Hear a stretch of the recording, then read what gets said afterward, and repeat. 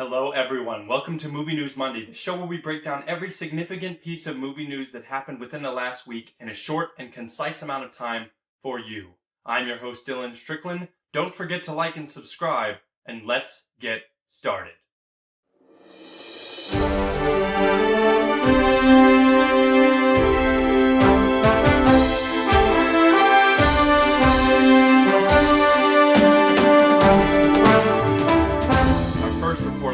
Comes from Screen Rant. Apparently, Snyder Cut fans are review bombing Godzilla vs. Kong. If you watched last week's episode, you see that I would warned against this and the toxicity that this side of the fan base can have.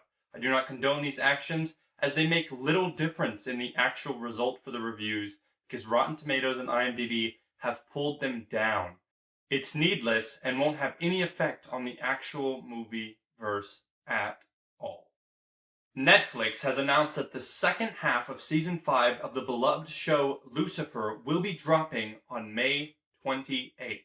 I'm sure there are a bunch of people who are very, very excited for this, as the show is loved amongst many fans, but I personally have never started watching it, although I would love to.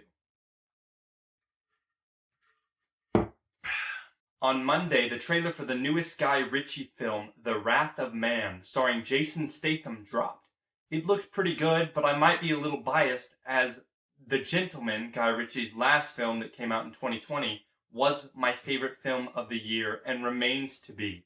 I have not seen all the films in 2020 yet, but if I do, and it still remains up there, this could be one to watch out for on May 7th. If you would like to check out this trailer for yourself, it is linked in the description amongst the other trailers that will be brought up in this video. Deadline is reporting that a new Thundercats movie with the director of Godzilla vs. Kong, Adam Wingard, is in the works. The script is in early development right now, and they're loosely basing it on the animation from the early 80s and 90s.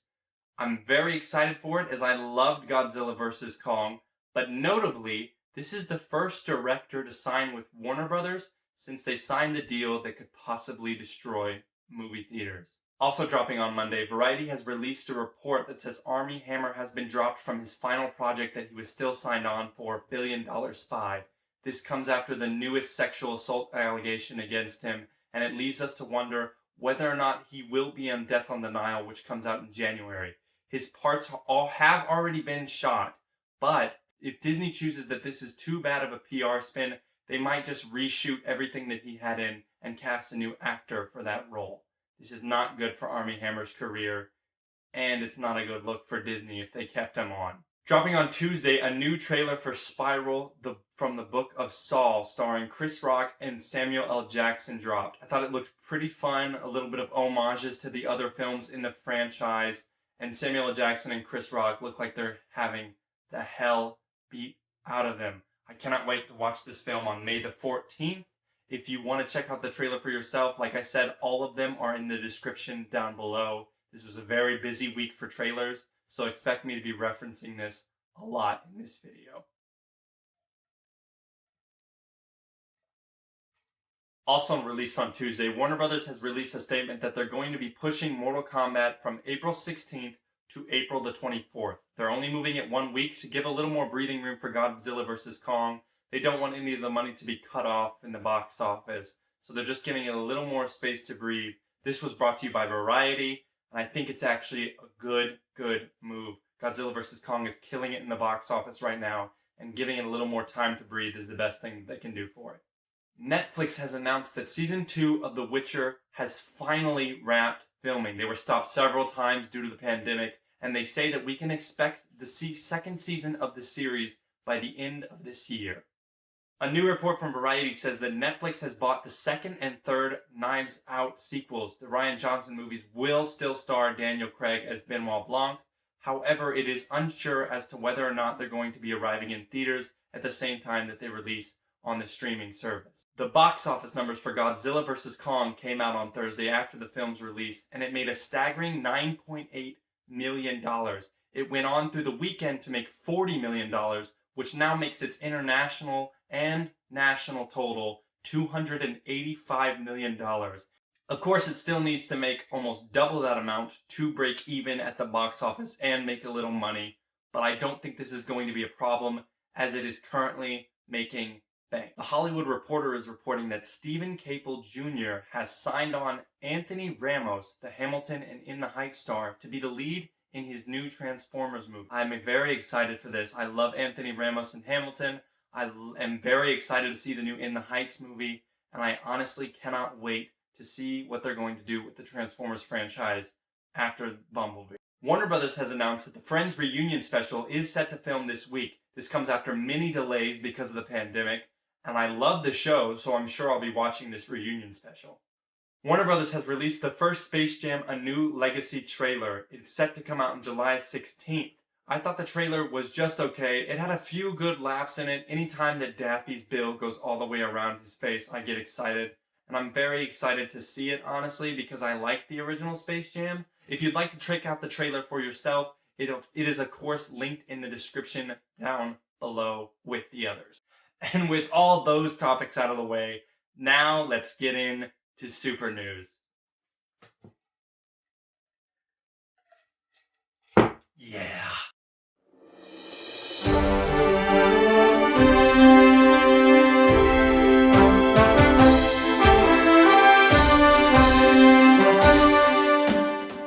Hello everyone, welcome to Super News, the part of the show where I talk about the news related to the movies that give me a reason to live.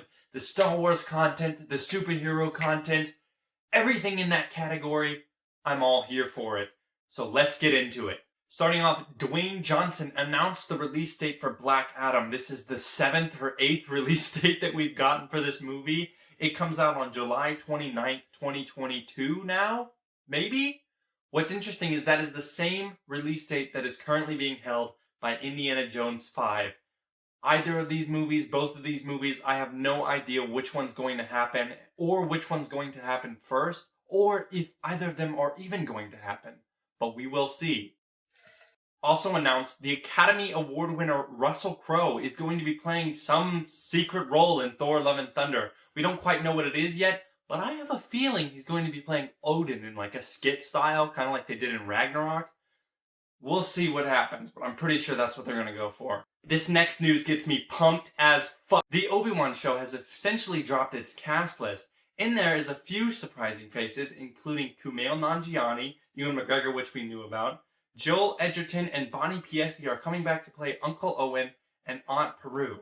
And Game of Thrones stars Idina Varma is going to be in it, as well as Sung Kang, who plays Han in the Fast and Furious movies, and O'Shea Jackson Jr., Ice Cube's son, will also be in it, neither of which we know the roles of. It's set to start filming in April, which is a month later than they previously announced that it was going to start filming, which was March. I'm so excited, dude. This stuff is exactly what I'm around for. This stuff gets me so fucked. Next up, Venom 2 has pushed its release date by a week. It now comes out on September 24th, and naturally, I will be going to see it because it's a superhero movie. Flash Films is reporting that only 36% of the people who watched the Snyder Cut actually finished it. That is bonkers and hilarious. I'm in the minority as I've watched it twice now because I have nothing else to do with my free time. Warner Brothers has announced that Ava DuVernay's New Gods and James Wan's The Trench have been cancelled. They got the boot. They were slated to be released sometime in the next couple of years, but they're not in development anymore, and they're moving on to bigger and better things. Last Tuesday, a new trailer for the new Star Wars animated show, The Bad Batch, dropped, and I thought it was kind of cool to see some familiar faces, but as far as the trailer goes, I thought the original was better. This trailer to me was just okay. It was cool to see Ming-Na Wen's character. It was cool to see Tarkin. It was cool to see Echo. It was even cool to see Rex, who was a surprise character in the show, but I'm sure they'll bring in Ahsoka. They always do. So I'm sure she'll be in the show. But yeah, as far as my excitement level goes, it's pretty much the same place as it was after I watched the first one. To my surprise, another Suicide Squad trailer has dropped. It's labeled the Rebellion trailer. It's got a couple little hints of new footage. There's another John Cena joke in there. Just okay, man. It just looks okay to me. I don't know what it is, but it just looks fine. But I'll be going to see it. And you know why. And our final story tonight, a new Black Widow trailer has been released with the updated release date of July 9th. I thought the trailer was decent, but it was probably my least favorite that they've released so far. I'm honestly just ready to see this movie, and I think they're scared to show us any new footage that they haven't already released. It is cool to see Scarlett Johansson's Black Widow as a young character, though, and a little bit of mentorship from her Red Guardian father figure. I cannot wait to see this movie on July 9th when it comes out. If you would like to check out all the trailers I just mentioned, like I said, they are all linked in the description down below. And that is going to do it for Movie News Monday. If you enjoyed this, please leave a like and subscribe. It really, really helps me out. I'm currently doing weekly breakdowns on Falcon and Winter Soldier, and of course I'll be back next week for another Movie News Monday. And our next Let's Talk About show should come around 2 weeks whenever Mortal Kombat comes out. We're going to get together and talk about the old ones and the new ones. I'm pretty excited for that. Thank you so much for watching, and you stay classy, San Diego. I really need to get my own tagline.